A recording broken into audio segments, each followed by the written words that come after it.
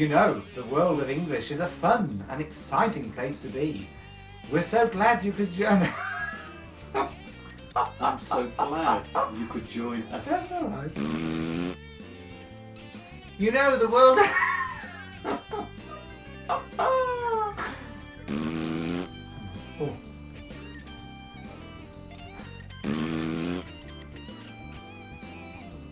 You know, the. That's been round the chair. You know, the world of English is a fun and exciting place to be. I'm so glad you could join us for another lesson.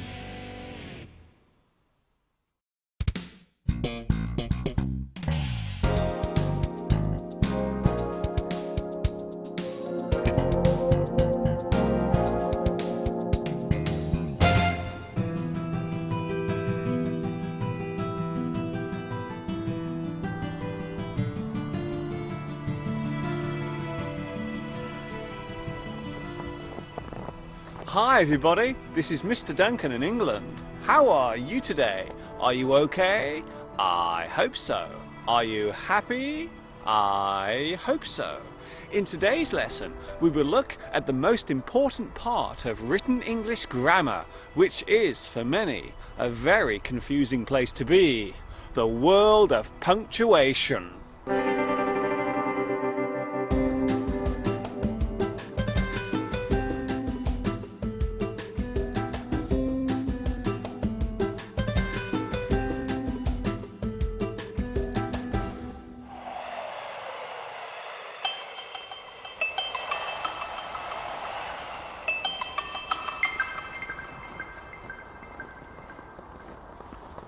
One of the most common complaints about learning English is the constant use of grammatical clauses in almost every sentence that we say.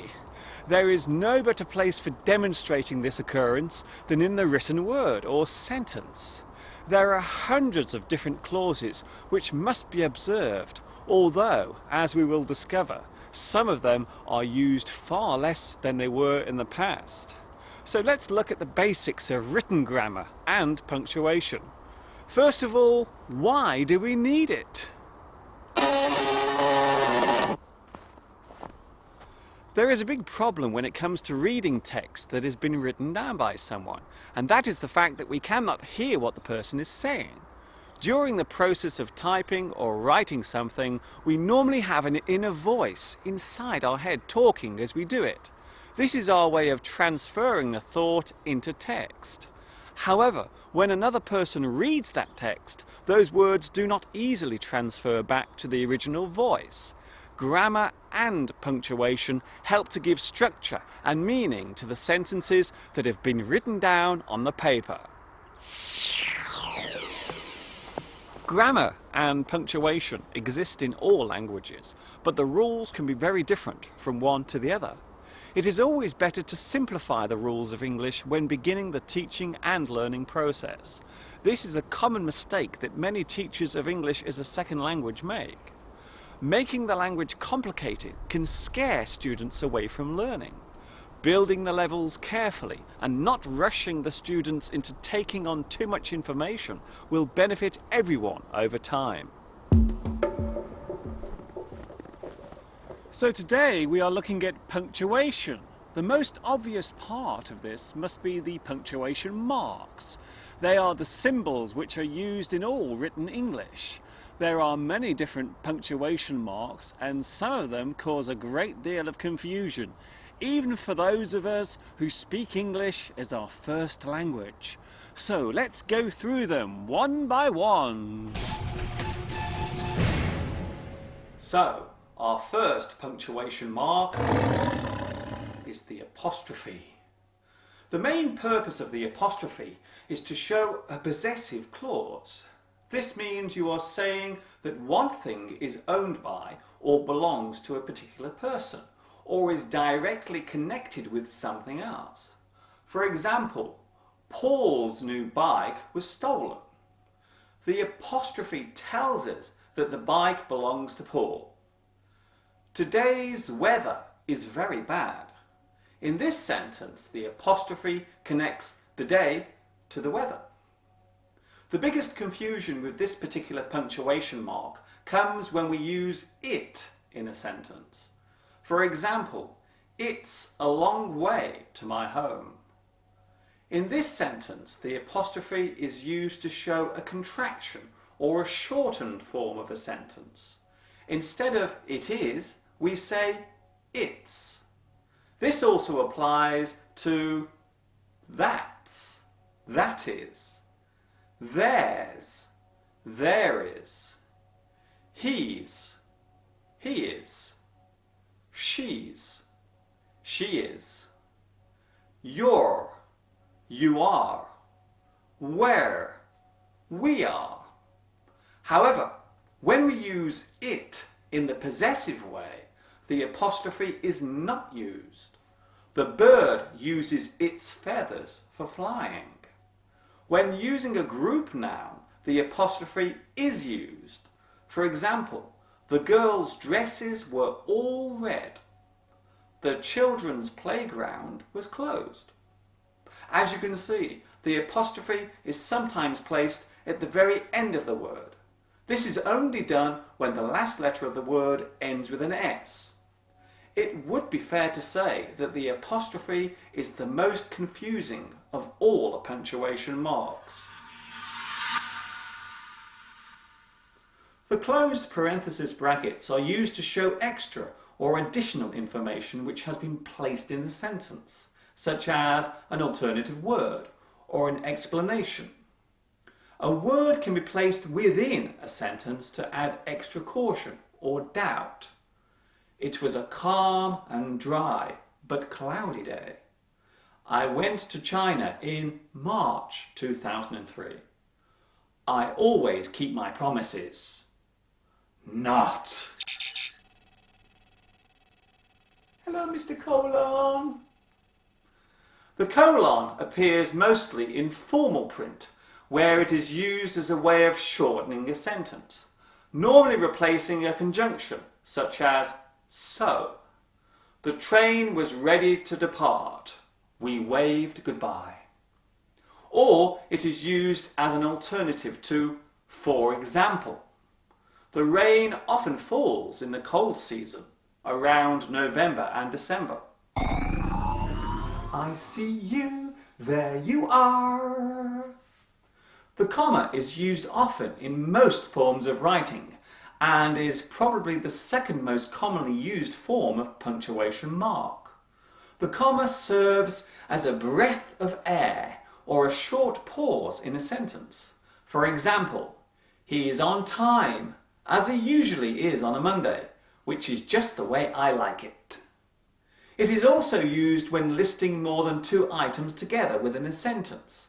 For example, I need to take a coat, hat, scarf, gloves, and some warm socks with me on my journey.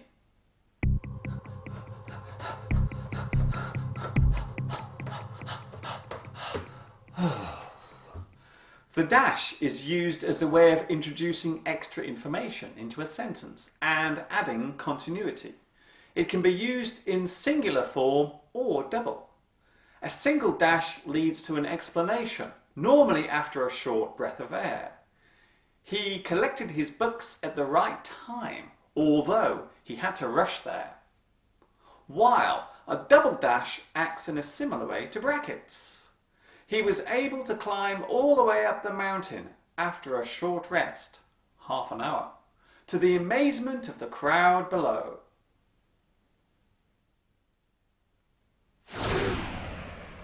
The exclamation mark is used at the end of a sentence to show emotional stress. It shows that the sentence is being said loudly or in an angry way, or with regret, or excitement and joy. Hey, come back here! Look out! Don't lie to me. I wish I hadn't come here. Wow, you remembered my birthday! You are amazing! The full stop or period is used as a way of showing that a sentence has ended. This is the most commonly used form of punctuation. Don't forget that a full stop is not needed at the end of a sentence that has an exclamation or question mark. A hyphen is used as a way of joining up two or more words.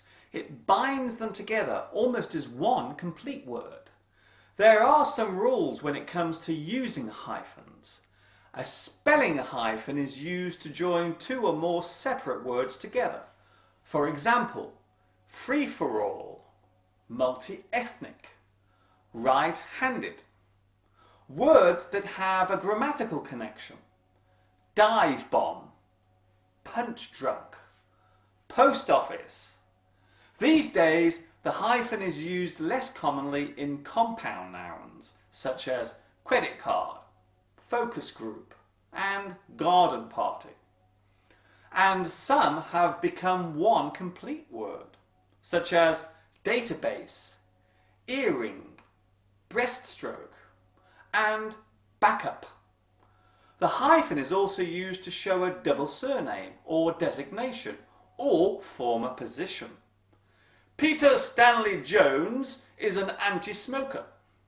Sarah Mills Bond is my ex-wife. When a compound verb becomes a noun, we also use the hyphen. Hold up, knock back, set up, fall back. It's also used to show the meaning of group words such as hard-covered books, French-speaking children, purpose-built offices. Hyphens must be added at the end of adverbs that do not end in ly, such as a well-known person, an ill-defined topic.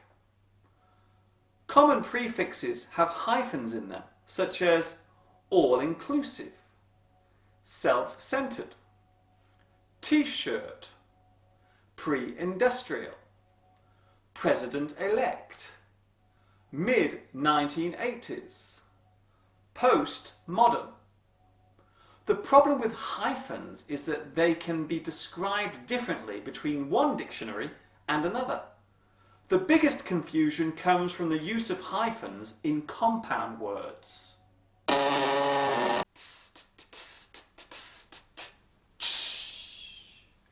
A question mark is used to show an interrogative sentence, a sentence where a question is asked and an answer is generally expected. Can I see you tomorrow? Did you bring my book? Where are you going? We also use the question mark in tag questions at the end of a sentence. We did well, didn't we? They paid you £100. For real? This new hat suits me, yes? No, we don't like it. That's not very nice. Quotation marks. Quotation marks are used where real speech is being written. If you are writing down the exact words of someone or a sentence that they actually said, you will need quotation marks. There are two types of quotation mark, single and double. The double ones are mainly used in American English, while the single ones are used mostly in British English. A direct speech quote looks like this. Mr. Duncan looked across the classroom and said, "Good morning, everyone." The students then replied, "Good morning, sir," all at the same time. You will notice that in the student's reply, the comma appears within the quotation marks. This shows that the quote has ended and the describing text has come back in. If you are writing a well-known quote or phrase within a sentence, then you should also use quotation marks. I should always follow the rule, once bitten, twice shy, just as my friends have told me. Here you can see that the end comma is placed outside the quotation marks. The semicolon is an often overlooked punctuation mark. It is not as strong as a full stop and not as brief as a comma. The semicolon helps to give a sense of flow between two sentences which relate to each other. The walk tired my body. My legs ached all over. This was all he could say, just 2 words. So I began climbing to the summit, uphill all the way.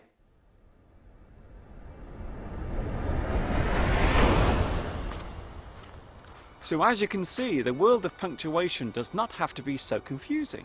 The rules surrounding it are quite simple. So try to relax when writing and keep a list of all the punctuation marks in your textbook. So if you get stuck, then you can have a quick look, which will help you to remember the rules, and eventually you will not need to keep looking at the list, as it will be all up here in your head.